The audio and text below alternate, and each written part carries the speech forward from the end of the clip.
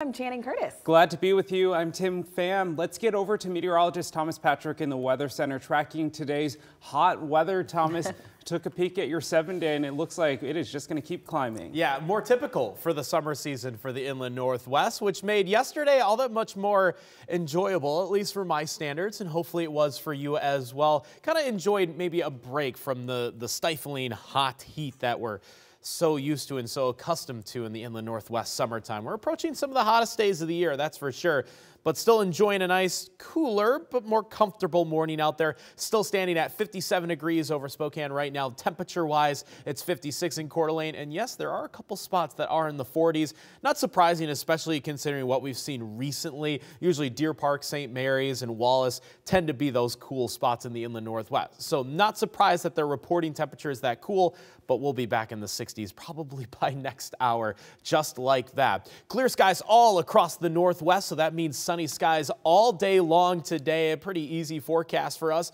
but the big difference between today versus yesterday is that it will be about 10 degrees warmer overall. Looking at upper 80s for the forecast today and plenty of 90s in the days ahead. We'll show you just what days are expected to be the hottest both this week and come next week as well. This morning, level 1 and 3 evacuations are still in place for a wildfire burning 5 miles from Chelan. Now here's a map of where exactly that fire is. Level 3 evacuations are in place for the Downey Canyon and Hawks Ridge Road areas. Now level 3 means that you should leave now. All the other areas are in level 1 evacuation, which means to stay alert and to get ready to leave. Now this fire is being called the Stayman Flats Fire, and it's burning near the Knapp's Tunnel heading into Chelan. The fire is estimated to be at 750 acres and is 0% contained. Chelan County Emergency Management is advising everyone to stay out of this area. According to DNR, ground and air forces are on the scene. Emergency Management will be giving an update on the current conditions later on this morning. So like Channing said, there are evacuations currently in place for the Stayman Flats fire, but what exactly does each level mean? So we're breaking it down for you this morning. Level 1 means be ready. This means there is a wildfire threat in your area and you should start planning or packing in the event an evacuation is necessary. Also, monitor emergency alerts for the most up-to-date information. Level 2 is be set. Prepare to evacuate at a moment's notice. Start packing your vehicle and preparing your family and pets. Also, if someone in your family has mobility needs, get them ready as well. And if you have livestock, get them ready to leave. It's also so important to evaluate your emergency plan, and if you feel unsafe in your current conditions, leave as soon as possible.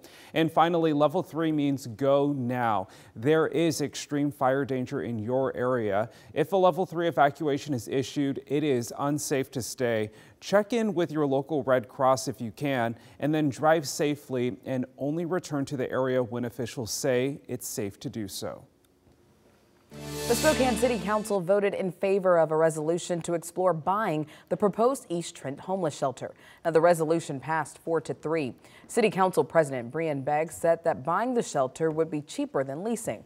In the meantime, Council member Karen Stratton, who voted against the resolution, believes the Trent building is, quote, not an appropriate place for a homeless shelter. Now, to be clear, this does not mean that the City Council is actually going to buy the shelter, but they're taking a closer look at the possibility. Now, school safety is at the top of mind for the Post-Fall School Board. Last night, the district hosted a safety meeting to discuss current safety protocols in schools, and one of the topics discussed was whether to add more school resource officers.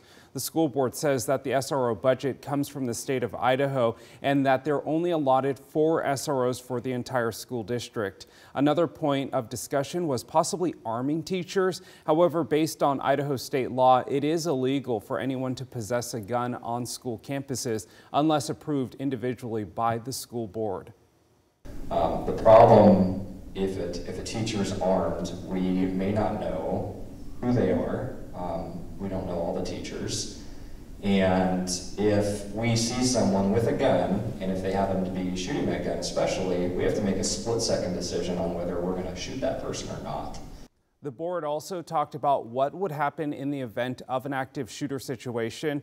The district says they would like to let parents know not to show up to the school, but make sure that they're able to get updates from the school district on what's happening. They say it can create a chaotic situation if hundreds of parents show up to a school if an emergency is happening.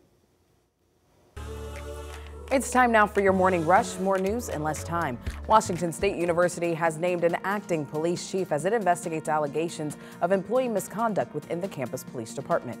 WSU did not say what the officers are accused of, saying that personnel investigations are considered confidential. The department also would not confirm which officers are under investigation, but we do know that the positions of chief and acting associate vice president for public safety have been reassigned. The Spokane County Counseling and Recovery Services, or CARES division, has a new location.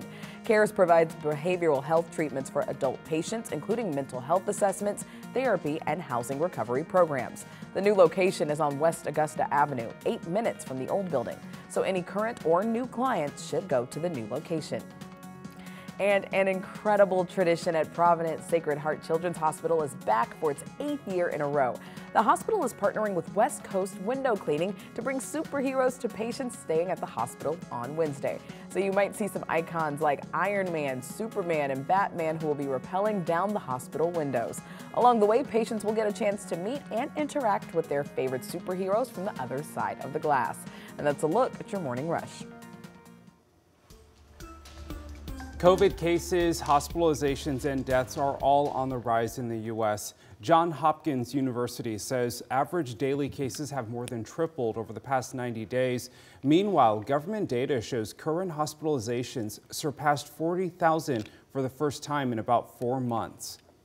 Now, some hospitals in Washington say that they are well over capacity, but officials say it's not due to COVID patients. It's actually because of how long so many patients with COVID or other issues are staying in hospitals. The patients that are stuck in these hospitals are tying up thousands of nurses and other staff members who should be taking care of patients who have acute care needs. Hospital officials say COVID hospitalizations are not close to what we experienced with the Delta and Omicron surges. The main challenges right now are lack of staff and the ability to move long-term care patients into other facilities. The Hospital Association says it requested help from the state legislature to ease the backlog and that there may be some progress soon. In the meantime, officials say people experiencing trauma, heart attack, strokes, or other conditions that require emergency services may have difficulty getting care.